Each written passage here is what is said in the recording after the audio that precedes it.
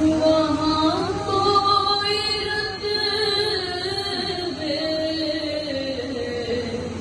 मैं अपना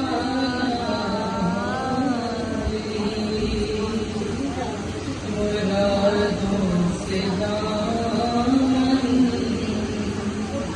नहीं कोई खाली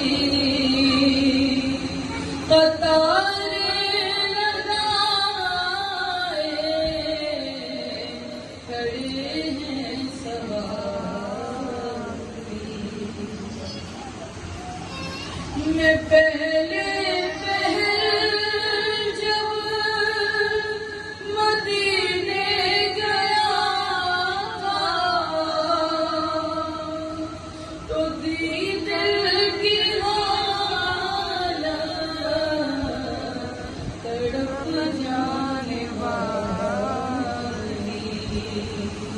वो दरबार सचमुच